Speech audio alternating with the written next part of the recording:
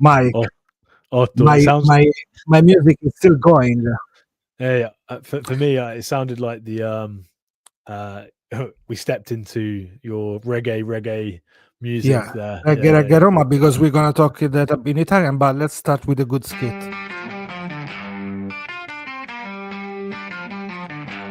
Fratelli, the Rugby podcast. The Italian Rugby podcast. Fratelli, the Rugby podcast. The Italian Rugby podcast.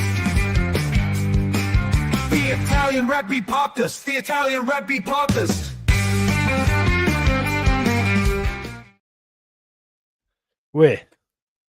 Fratelli di Rugby Podcast, the Italian Rugby Podcast, all about Italian rugby. Today, a lot to say about what happened, what's going on actually. But Mike, I'm happy to see you. Buonasera on a Tuesday night. Surprise. Yep. And plenty to go through. Yes, we have to comment a lot of stuff that will happen in the close future, let's say next year already, which is gonna be at the end, but we're gonna start with the European week because at the end was not that bad. How this stuff ended up, not that bad. Would be even better, would have been, but let's start with Benetton, because Benetton, the positive stuff about Benetton after a couple of performances, the victory, the win against Bath, which is probably the best for them in this moment, I think, right? Yeah, they needed so bad this game to be the performance, victory, the points, the tries. I would say the tries probably is the things you want the most after Clermont. Yeah. I mean, obviously they got nilled. They had a point to prove. What I'll say is they won ugly, and I think it's a mark of a good team, a team that can play against, frankly, like a really fantastic team like Bath. I know obviously they were missing one or two of their first teamers, but they replace them with some really, really fantastic players anyway. So like the drop off isn't as much as people would probably say. And they won ugly. When was the last time we saw Benetton win ugly like that, Otto?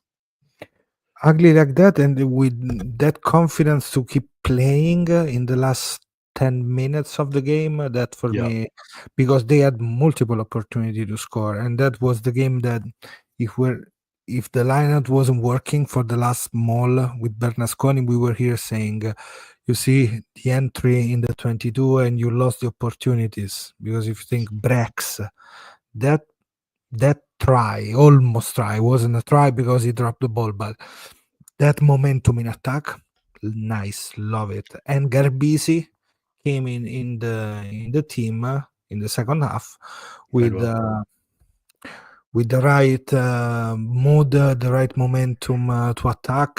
Albornoz, Sumaga, Brex, everything changed when you have all those playmakers and are runners. So well done at the end. Also, our friend E-Man, but Samson without hair in this moment because he trimmed Pasquali so close to the try, and I was rewatching the game on Premier Sports, and they were talking about unacceptable that 3 versus 1. But I'm in the mind of the prop. The prop want to score there sometimes. He played well, the dummy, but it was the cover from the inside. So not all his fault. Yeah, I was screaming at the telly there at that point for different reasons, but it was one of those where like, oh man, it would have been so typical of Italian rugby for us to have lost that game. Do you know what I mean? After having 3 or 4 opportunities, 1 over the line, 1 held up, well, 2 technically held up over the line if you want to count it like that. Sorry, 1 held up, 1 knocked on. Overlap which went to no one.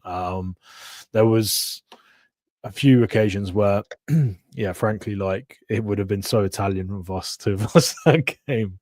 Italian, that's right. So Italian. But hey, listen, we won. So Benetton win, great. Yes. But after the 0 point scored against Clermont, having this opportunity, taking this opportunity in Treviso in the last minute, even probably is more important than a victory that you seal the victory at -60 because you still have to be in the game that time. No, I'm pretty happy for the result because come on, when I saw the squad coming out from Bath, but as really good players, some of them were in the bench, Dutoit, Reed in the front. But then they were missing, so that was the opportunity that you have to take now, because it's not quite often you play again without Spencer, Russell, Kokasaniga, and all of them. So you have to show at the end, no matter what, but you won, and that is gonna be remembered. Maybe the victory against Bath in that way. Fantastic way to approach the derbies, actually, for them. Yeah. I mean, again, like you said, I think it was a confidence building thing. They clearly quite hurt from the previous week being nilled. They came out with a point to prove. They tried to run as much as they possibly can, particularly in the second half. It definitely feels like the Benetton with Brex is a different beast. It just feels like clearly, they really missed that distribution in midfield, and having someone who is able to unlock some passes and make decisions. Fix defenders. Bath seemed so they struggled with that quite a lot when he came on. And even Albornoz step up in the second half because as another playmaker, he was easy. Let's say he play as kind of like Reno Smith, coming as a fullback behind on every time on the second line of attack. So he was able to run or to drop the to pass the ball. So pretty actually the strategy of the game, how they put together the best players in the second half, worked for Bortolami this week, I think. For sure. The bench was, I mean, it was the determining factor, wasn't it? Let's be honest, because Bath came in. Bath had a good bench as well. Like like I said, as much as people try and sort of like keep making the point that it was an understrength Bath, like you're doing a disservice to, first of all, Bath and the players that were playing, because there were some brilliant players playing. Also, you're sort of doing a disservice for Benetton because you're almost like making an excuse as to why they may have lost. But man, I think a lot of people can take a lot of confidence. We learned a little bit about some of the players that were on the bench as well, which is good. Like we could be sat here and it could have been like they could have won by like 20 points. They could have won by like 25 points. So there's still plenty to work on, particularly with efficiency, particularly with that killer edge that all Italian teams are lacking at the moment. But you can take that. You can take that to the bank. It's a win. They're not bottom. That's the beauty.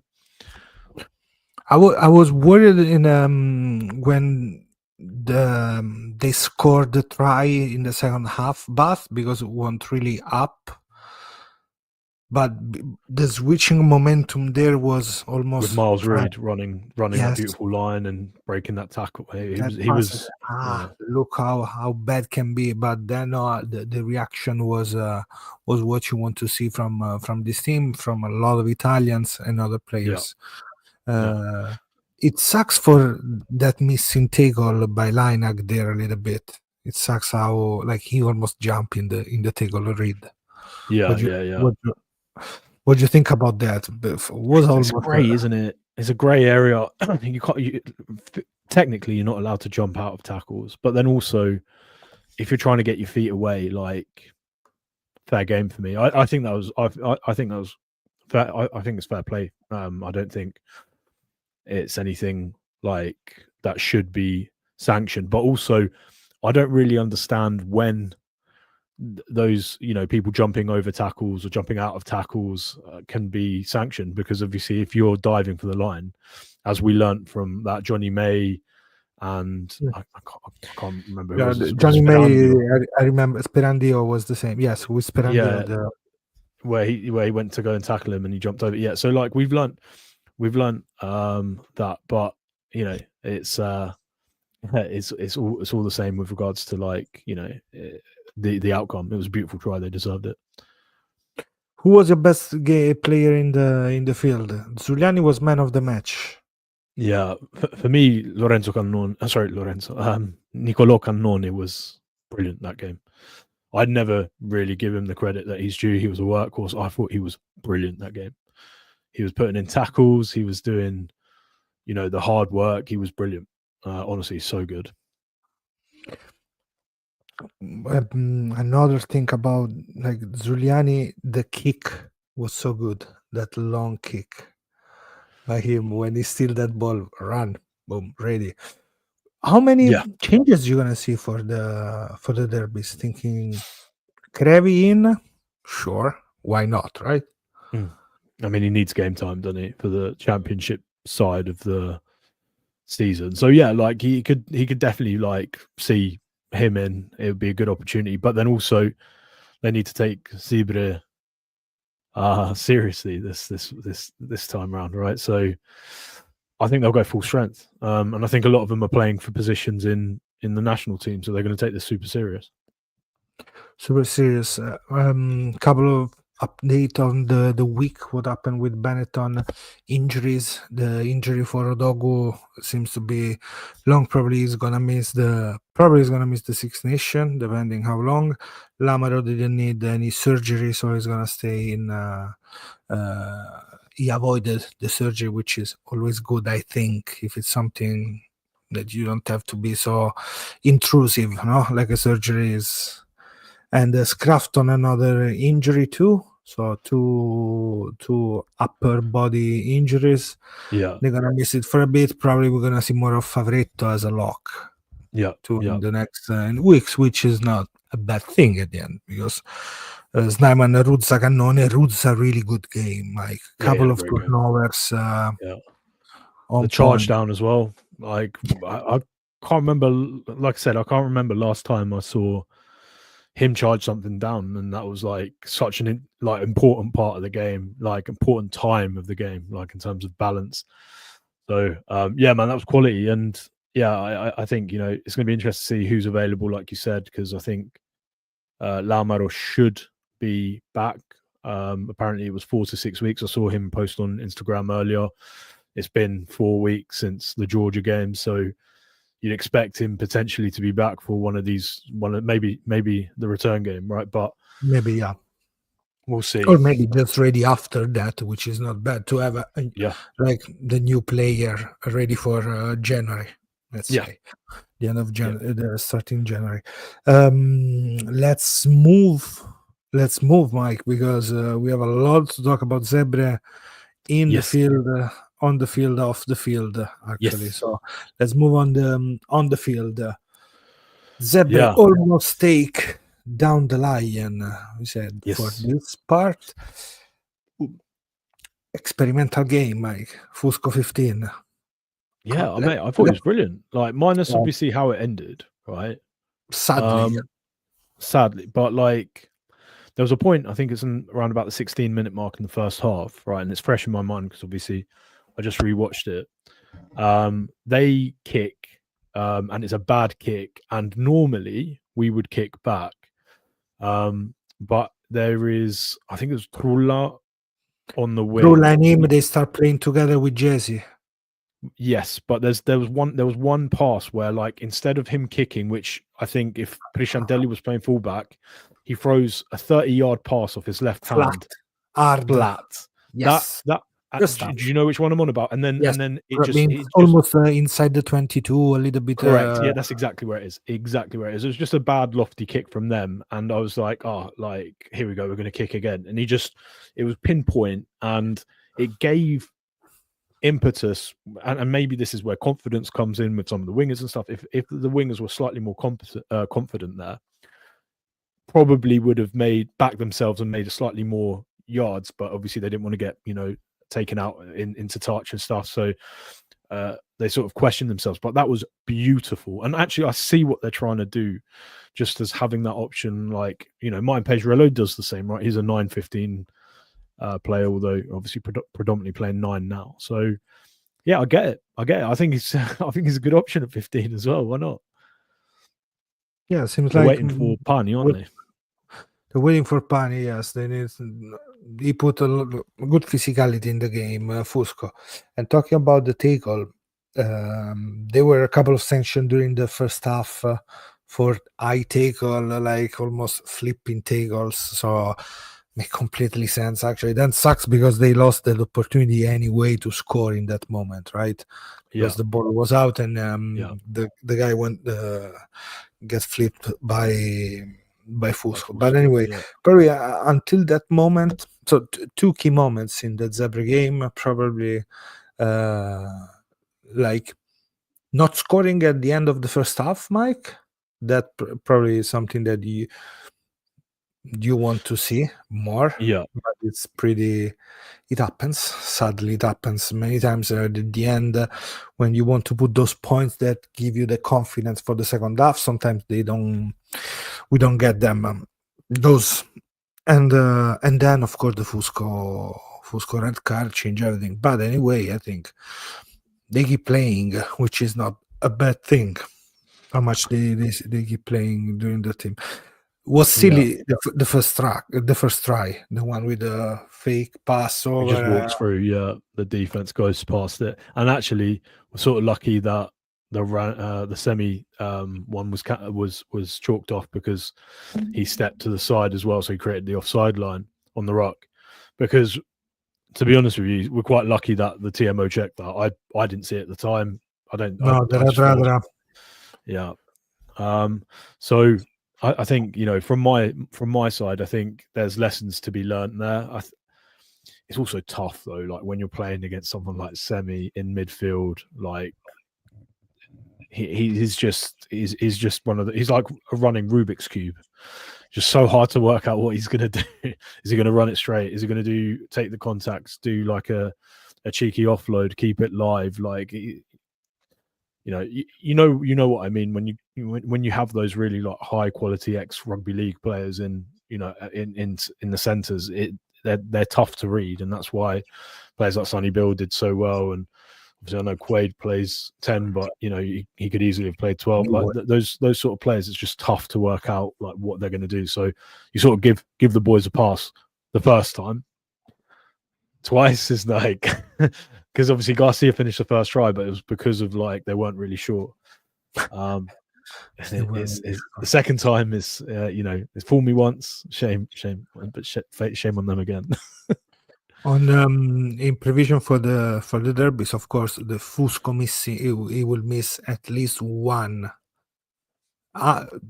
We were chatting about this and we were thinking how long is it gonna be. I said to you maybe they're gonna give us 6 weeks, and then probably depending how his background about cards, penalties, probably is gonna be 3 weeks. That's my guess. I don't think it should be more than say 6 weeks, then be cutted. Hopefully, I'm concerned that it's probably it depends on the entry that they decide. I don't think. Obviously, we can take intent out because obviously, clearly, he didn't mean to do that, right? Let's be honest. He did not mean to do that. Yeah, I think the same. Right. So if we take intent out of it, like, was it foul play? Yes. Was it dangerous? Yes. Was it reckless? Yes. I agree with you. 6 to 8 weeks is probably what we're looking at, and then halving it. Like, I don't see any intent in what he did. Like, he just didn't mean to do it. Or at least... in my opinion, because obviously the only person that knows is him, but in my opinion, it was just a mistake. Mike, last week we talked about Milano. How you seen it as a second game out? As a number mate. 6? Yeah, he looks like he could be the real deal, couldn't he? Like he's one of those players where just trying to keep busy. You know what I say about busy players? Love them. Yeah, man. Like he could be a real good player, and he's so young. So he's so young. That's true. That helps. So there was a lot of rotation too in Zebre We saw Dare playing just 5 minutes. Montemari was out. Who's gonna? Are they gonna start looking Morisi? Is it gonna be Bertacin in the centers? If he's fit, I think we're going to see Bertaccini, Morisi, Bertaccini playing a similar role to Lukin, and then Lukin on the bench. Oh, you okay? I was going to bench Morisi in case for the second half. I don't know. I'd want a gain line. I wouldn't want at any point like a tired gain line breaker. Does that make sense? For me, I'd rather have fresh legs who are happy to run at people. Morisi's not that kind of player. Although, you know, defensively, it depends. Hey, listen, you're right. If they're winning at half time, Maurice is the player I want to come on. Do you know what I mean? If they're not winning and they're chasing the game, like I want a fresh Lukin or fresh Bertaccini coming off the bench and just tearing people apart.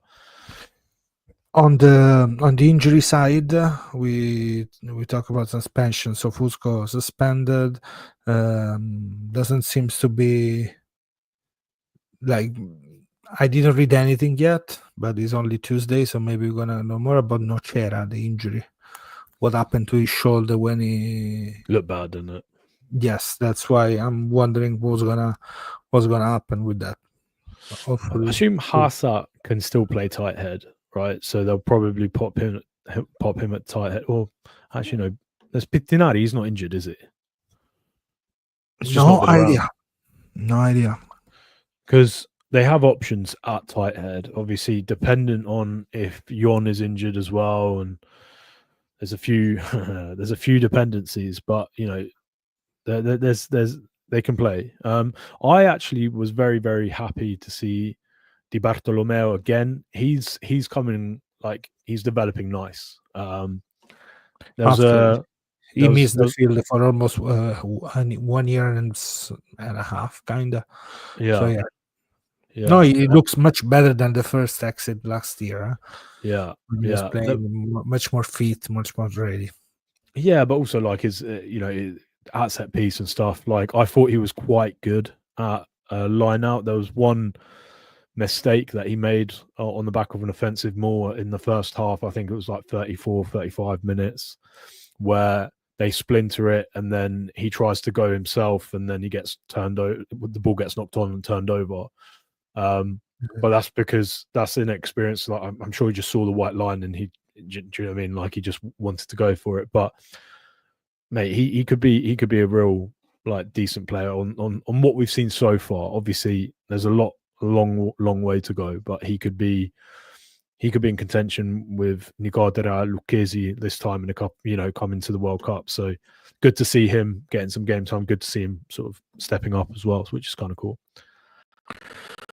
Well, that's it for now, because then we're gonna speak a little bit more after the games, after the first derby next week during the Christmas week. But the question by Tiron Odin 6 Odin, why the South African teams, they don't take seriously the Champions Cup? Yeah, is it calendar? Is it going up and down? I think you hit the nail on the head, mate. I think they're just playing too much rugby and they're trying to protect their players. So they're just trying to rotate. But because they're South African teams, they don't have the money to have a, star-studded roster. So the drop-off between the first 23 and the second 23 is probably quite substantial. If you think, actually, there's only sort of Benetton, Leinster, maybe Saracens, trying to think who else. And then obviously the French teams that have like rosters that they can afford to play, a second team, which is still at a good enough standard of most first teams. So I don't think it's necessarily because that they don't take it seriously. I think it's because they prioritize their players, which is not a bad thing. It's just when is the right time to do it. Talking about Springboks, there was also the rumor about Erkki Snyman that he can play only in the bench in Champions Cup, from the bench in the Champions Cup. And Leo Gallen, he couldn't talk about that. Yeah. He cannot talk about it. Yeah. Yeah. But we don't talk about Rassi, no, something like Bruno, like that. But anyway, the news of the day is that this morning, Mike, was this morning at 9 there was a General Assembly by Yes. the Federation. And what happened, Mike, today? Well, Or what we I think know if, and we can pretend to know, because probably tomorrow they're going to be more on the newspaper, websites and everything. But for now, we only know there was a meeting. yeah. I mean, they don't throw meetings for no reason, right? So let's just point that out there. I think it's quite clear to me that there's been movement. Obviously, just for the English audience or the Anglo audience that don't quite sort of follow Italian rugby as closely as maybe we do, Duodo, the new president, one of his primary sort of reasons and parts of his manifesto that he's trying to promote was, okay, we need to try and save money, right? Just as every single federation last year, we came in at a deficit. So one of his major sort of pushes have been the privatization of Zebre, and then obviously what we were planning on doing is then reinvesting that money that's saved into potentially projects in the south, etc. That's the theory, right? And we know what people say about theory. So I think 5.3 million to save for the federation. Right. So Much so more or less. yeah. So it's not based on obviously the input that the federation are willing to put in to a second federation, because obviously, to a second franchise, because they will still part own that franchise. It's never going to be a done deal with whoever is whoever takes control of Zebre, but it will be something where we're then subsidizing certain amount of money, and that's where we're going. So Otto, what are your thoughts first, and then obviously I'll go into mine. So it's a good opportunity on one side, but it really sucks from the other side. And I go much more on the it sucks for not politically but like geopolitically. Moving in the Northeast, you want to create the era with the more rugby tradition. Is gonna be happy for that, because there are a lot of teams. There are a lot of Serie A elite team that are from there: Padova, Rovigo, Mogliano, Vicenza. Treviso is there, so there is tradition. It's a rugby culture area, but still how far they are one from each other, which for me it's crazy if you think how you have to represent all the nation. We know the money are there because there is from 2019 and even more. Petrarca Padova was trying to push for taking the license. Everything moved in a smoothest way for them at the moment, I think. And but in general, also thinking about from Rome, go to Parma, go to Treviso, go to Padova is a little bit different too about distances. If you want to go watch a game and go back home, Parma was closer to the south. Yes, of course. So a little bit is that. Maybe it's not that much difference, but the idea is always there to what we can do. So on that side, completely sucks, Mike. Completely sucks. Sucks for the supporters. That is another thing. Yeah, I'm really feel for them, for the organized guys that we can see many during the weekend in Parma. Yeah. Good day? I don't know. I don't know. It's a bad day. Yes, that's true. Yeah, I think, to be honest with you, I think you echo a lot of the stuff that I was going to say. I think the first one I'm going to say is, yeah, absolutely, it sucks for those people that are banging the drums and pulling the flares and go in every single week that they play at home, watching their team, supporting their team, even in, you know, a long period of losses. Like, they were there showing energy, you know, trying to make the stadium, you know, a warm place for the players. So there's a lot of, you know, very highly, you know, passionate fans from Parma and surrounding regions, which just unfortunately go without a team. It leaves a complete void. So there's an element of that. I am going to do what we call a bit of a shit sandwich here. So I've spoken about bad. I'm going to speak about good, and then I'm going to probably finish it with bad as well. The good thing is 10 million euros in a year for a franchise puts you know, Zebre up with some of the higher spend clubs in the URC. So from, you know, a development standpoint, if they're investing in the pathway, if they're putting, you know, money into the players, and they can provide, you know, a better quality of life in terms of, you know, training facilities, gym facilities, all of that stuff, great, right? So from a player standpoint, it's probably quite good, right? It also means that there's probably more opportunity for money, and, you know, maybe even, you know, the odd marquee player, which I don't think any of us would be adverse to. You know, that's all great. That's all great. And on top of that, you know, short term, the quality of the players that we have at the moment could potentially increase, and coming into a World Cup, that might be a point where we can capitalize and potentially use that as a springboard to benefit Italian rugby. Yeah, better structure. They talk about gym and stuff too. They can be much better there in that. Yeah.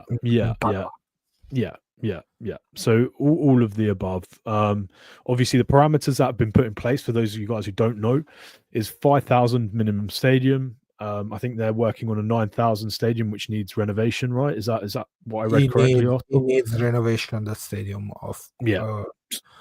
So we're still working on the premise that, you know, the structure is sort of semi there, but it's not ready. So they've got a lot of work to do in a short period of time if they're going to do it from next year. At least 6 years guaranteed commitment. Yes. Yeah. That is to the take big them thing to the second World Cup. Yeah.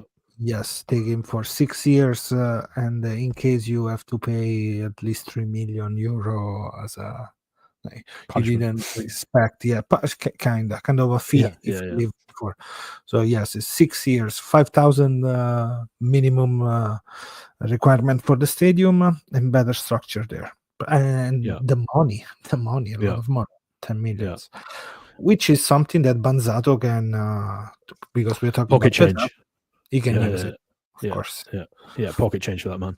What I will say, and like I said, we'll probably try and give a clean picture after this. But as my other part of the shit sandwich, I completely agree. Like, we are siloing Italian rugby in, you know, a population of 5 million when we're, you know, 66 million people. Large proportion of them obviously are regionalized because of how torrid the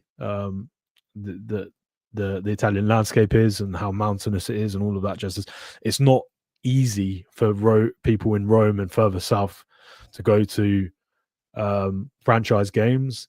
It also means that there's probably going to be another conversation at another point with regards to people not wanting to travel to Rome for the Six Nations, even though it makes fiscal sense for us as an organization to play the games at the Olimpico.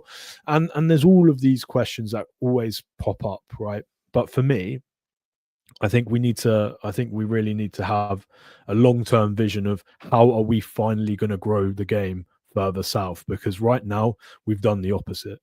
We have done the opposite. It's all good, you know, looking at the short term because we're in a deficit, and looking at the short term because we need, you know, to improve our player pool and try and sort of, you know, compete at the Six Nations, because money will come from that, and money will come from, you know, sponsors and all of that stuff. I get all of that, but what are we doing proactively to grow the game in the South? Because for me, we have had this conversation so many times year on year, and everyone says the same shit and nothing ever happens.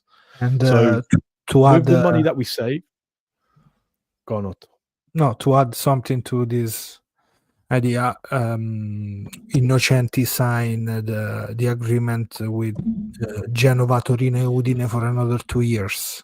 Yes. So there's not going to be international men's test match somewhere else, neither in Florence, probably, right? So yeah. So I mean, again, right? Like that's a perfect example, right?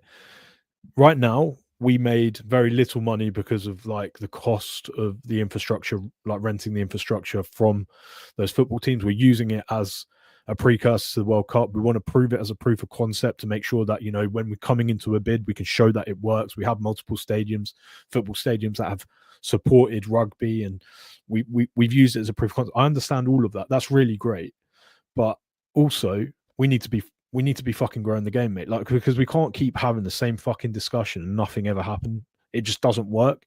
We need to do something here and just make sure that, you know, we are proactively working to grow the game. So hopefully with the money saved, we have a center of we extend the center of excellence further south as well, right? So we've got the centers of formation in Rome, which again, I think one of the boys in the chat put in how many of the current team come from Rome. Like 18 come from Lazio region. Like, and that's more than the Veneto region. That's insane. So we need representation there. What's the point? yeah, I'm wondering what is going to happen with Junior Rugby World Cup 2025, which has been offered to Italy to arrange, and I'm wondering where they're going to go play. I don't know. We're going to go, yeah? Yeah, of course. Of course we're going to go. If it's in Italy, it's nice. Closer than South Africa. Maybe it's going to be, the heat is going to be kill us, but hey, probably we're going to see some running rugby more than mud, like it happened in the last couple of... so that is the positive, right, to play in Italy. And but anyway, I totally agree, Mike. It sucks to move everything up there in the corner. Because let's build a wall. I made a joke. Let's call Trump. I'll get my hat on. It's fine. I'll wear a red hat. I'll build a wall. Just leave it there. Keys to rugby stay in Veneto. It's fine. We'll leave it like that. But it's a great opportunity for because this should be like a relocation of the team. So I'm wondering what's going to happen with Padova. Petrarca Padova is going to stay in Serie A Elite. Is gonna, it's a good question, isn't it? Maybe all the area is gonna go there. It's gonna be the Brogin time. We're gonna see Brogin in playing Inter. That's the net positive. You know what? I'm all for this now. I'm all for it. We're finally going to see Brogin play for Zebre in some way. Brogin and Scott Lyle, those two. Tebaldi is gonna play 9 for another year in USC. Because all of a sudden they've got like a monster roster. If that is the case, right? They've got like players who were on the verge of URC. So it's gonna be interesting to see how this part is gonna work, how the academy players, they're gonna be managed around the area.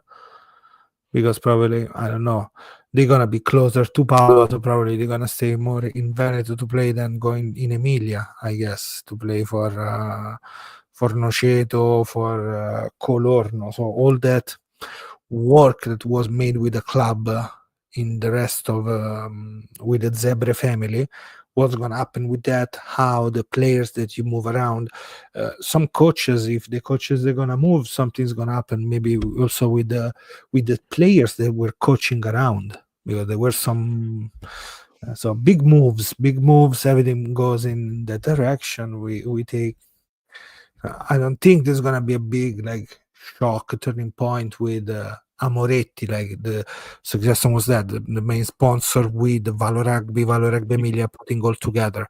I don't think it's going to happen, because if not, they should have been ready. Would have been done by now. Let's see. Tyrone Odin asked the question: we said Italy needs other 2 teams in the URC.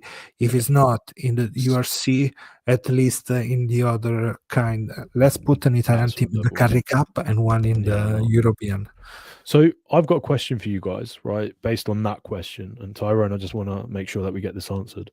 For those of you guys who are watching, or those of you guys who are watching back, not live, where would you put geographically, and like make it an educated sort of opinion? So I want to see a little snippet. Where would you put these teams in Italy with the sole intention to grow the game, right? So it has to be sustainable for URC. It needs to be a place where there is some sort of buy-in from a fan base, and also it needs to be something which is going to have long-term contributions to Italy, to the Italian national team. Like, you guys put that. I've got my own opinions. I think, like I said, I think Rome's a no-brainer. I think there's other places where there would be success as well, but I'd love to hear everyone's opinion on that. So please do comment. Good that you brought Rome. Lotito, the Lazio president, after eating 6 cakes from 6 panettoni last night that we lost against Inter, he presented his project to the mayor of Rome. So I think in the next year they will know more about Flaminio, because there is also swimming, Lazio Nuoto. There is this another association that wants to take over. Lotito was talking to keep the same kind of stadium, adding more stuff, a stadium in the stadium, he said, and he wants to start playing in the new stadium in 2028, which is crazy. Thinking what is Italy now? How is he going to do that? Yeah, I don't know. But that is what's happening about Flaminio. So eyes of Lazio soccer, Lazio Calcio, SS Lazio, let's be, and Lazio Nuoto, nothing else for now. So no formal part of rugby, because that's the only. No, there is also this thing about the Polisportiva, which is the multi-sports association under Lazio, and soccer, Lazio football, another thing. I've got a question for you then, right? So obviously you come from Rome. I think agree there could be a place in, like I said, I'm going to throw a couple of locations out there, but I'm sure there's going to be people that disagree with me. There's place in Milan, or there's definitely place in Rome. The infrastructure is the issue, right? In both places. I think so, because the 5,000K, you can probably find it around with other little teams and stuff, but probably they're not covered. And you need 2 to be covered for that. So I don't know, for example, where Capitolina play, how much space they have now. I don't know the other teams, or maybe soccer teams that they are in Rome. Where is the space for that? Yeah, Paolo, I see that. Paolo talking about, yes. Great city for the fans interaction, could really say in Story of Battle, and think that a place to tell a story. Yeah, I agree. Also, I think, like, if that is the case, right, there is history in and around your, where you were in Rome and like the surrounding areas of like rugby excellence, right? So it's trying to find also those better places where we can, again, right, if the ambition for us is potentially get another URC license at some point, hopefully we're planning ahead and saying, okay, well, we need to start improving the infrastructure now. So at the point that we could potentially have those conversations, we're ready. There's nothing where we have to wait a couple of years before we go to, that stadium. Hopefully we're working towards it. And obviously, hopefully we're working towards it because, again, we want to host a World Cup. So the question then goes back to, what are we doing? What are we doing? That bid is interesting to understand if they're gonna go through, to see if they're gonna be together either in Turkey, and what they're gonna do to create more space, the Euros. So wondering which place is gonna happen. But talking about Zebre, Mike, for me the best thing was to keep the team there. Oh, for sure. And because we said this many times, and adding in some way another team to show our best talent, to be in contact with the highest level. The games of the under 23 against Scotland, massive. What could have been massive than that? The Toyota Challenge in South Africa. It was a great call. We said that a team ago. Put them playing, winning, losing, against Black Lions and whatever, and give another spot in the Challenge Cup. In that way, you want to see. I'm okay if we have a team like Cheetahs playing National and then only Challenge Cup. Kind of like Curry Cup and stuff like that, because at the end they play. Actually, was really interesting the game in Amsterdam between Cheetahs and Perpignan last week. It was really running rugby, something like that. No, I agree with you, mate. I agree with you. I think we definitely need to be doing more with, emergenti, under 23, whatever you want to call it, right? Like that.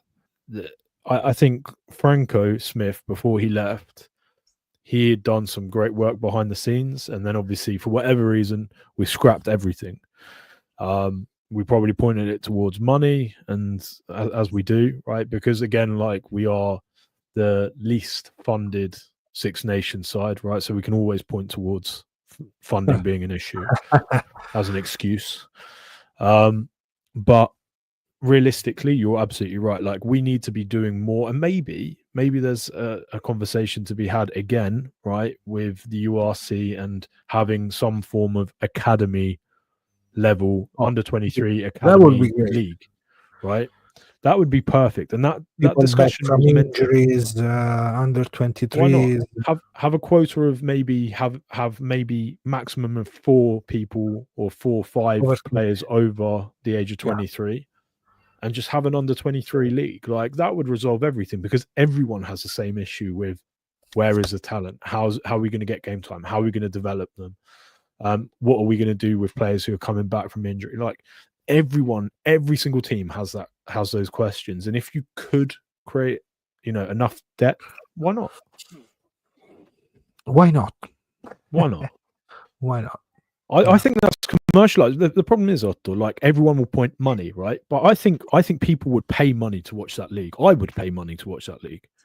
If it was, a couple quid more subscription, right, to watch a whole nother league, right? I think everyone who loves rugby, who loves the URC, would pay money to watch that. I genuinely don't think people would have an issue watching that. No, it would be so interesting to watch. So interesting to know more your team, what's coming through. Yes.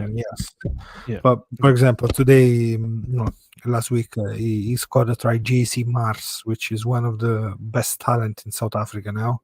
Yeah. And he try under 7 minutes and 10 minutes at the end, and he scored wonderful. But sometimes I watch school college, and it's interesting, and it can be sold. Of course, maybe if you talk about Europe-wise, even with the under 23 of South Africa, it's gonna be so easy to sell, because South Africa loves rugby more than anyone. How much they put money in watching games and broadcasting and stuff. Yeah, we need to take more opportunities, that for sure. And let's see how this new franchise, because probably it's gonna be the former Zebre. Yeah, I don't know what they're gonna call it. What are your thoughts? Petrarca is gonna be Petrarca black with but you know what I mean? Like, in the URC, we almost need a gimmick, right? We have that's why Benetton, Leone, right? Like, hopefully they pick an animal, right? Crociati, like, they're gonna make a knight with a white and red cross. So I like the Warriors type thing. Oh, so like, I don't think you can do that nowadays, mate. No, I don't think that'll fly nowadays. We were joking about with some Italian friends about the crabs from the area, because now crabs are everywhere, even in the Mediterranean, the blue crabs. I love that. I love that, mate. Yeah, no, I think it's going to be interesting. Again, like, all of that branding. Hawks.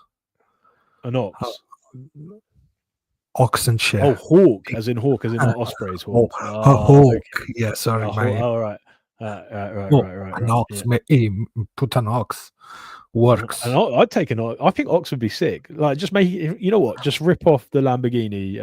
Hey, you get none, but you have to change it to just you have to change the color.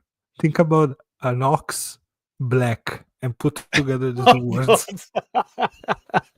Okay, yeah. You're right. We don't. Please don't sue us, right? My God.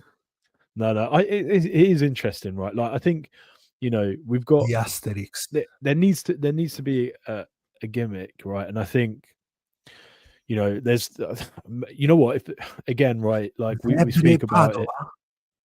And they're gonna change. How the pissed would you colors be if they white. took wolves?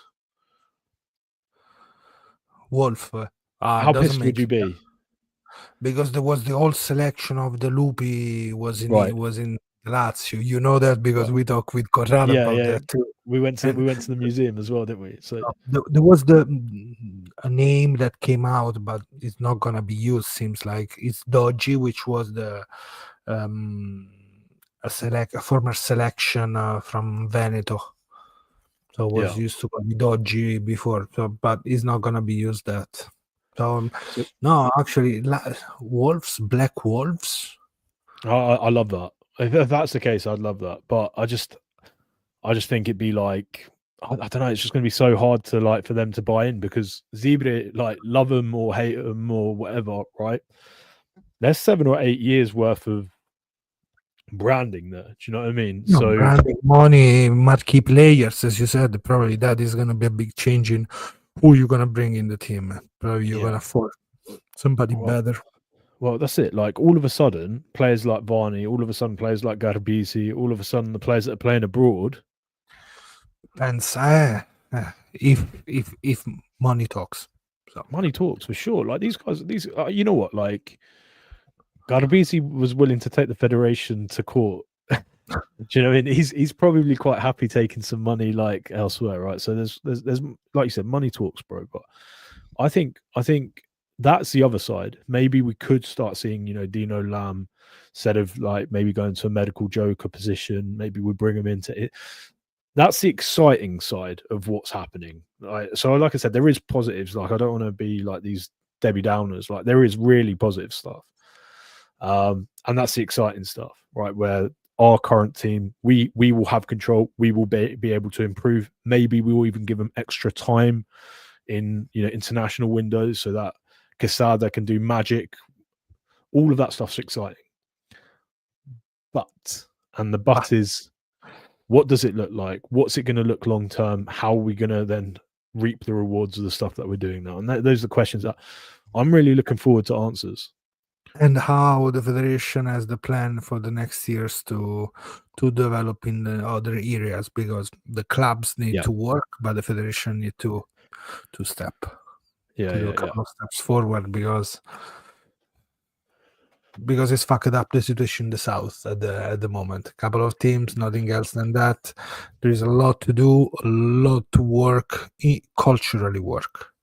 Oh, for sure. But you have a lot of players available because there are players going around, even from Sicily playing around. There are players. Lower, but they believe in rugby in some areas too. Yeah. Well, also, I think, for me, right, again, use Sicily as a perfect example, right? We have the, again, joy, the fact that a lot of our major cities, are very populated, right? And again, we've had the opportunity now to see what rugby looks like outside of the rugby strongholds because of this autumn. Having a game like Argentina, Italy, in even Naples there, perfect. That would be a stunning opportunity just to see, right? If we're doing this as a proof of concept, just to see, have a look, let's see what the turnout to somewhere like there would be. And then again, we're learning more. We're getting more information. So even if we're taking gambles, we're taking a step forward. But actually, no, what we've done is we've booked, you said, is it 2 more years? So 3 years in the same 3 stadiums. Yeah, we have to go to Genoa back, Mike. 3 years, right, of that, we learned nothing after the second year.